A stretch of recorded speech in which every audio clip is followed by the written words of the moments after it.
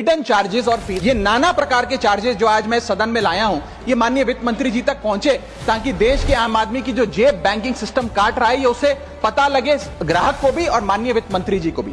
Minimum balance penalty, यदि आप न्यूनतम बैलेंस नहीं रखते हैं तो 100 से 600 रुपए प्रति माह बैंक आपका काट लेता है।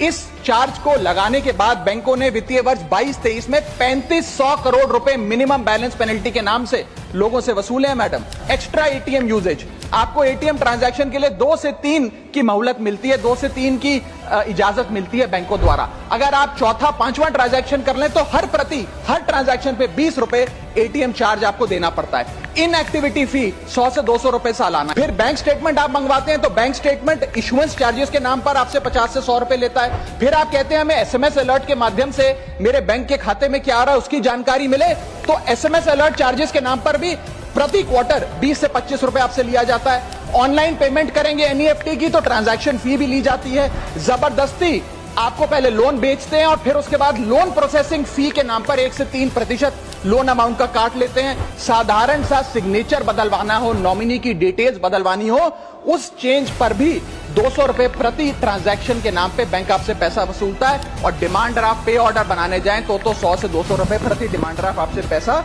वसूलता ही वसूलता है। यानी कि कस्टमर्स की जेब काटी जा रही है और कस्टमर्स को पता भी नहीं लगता कि कितना पैसा बैंक इन नाना प्रकार के चार्जेस के चलते आम आदमी से वसूल रहा है।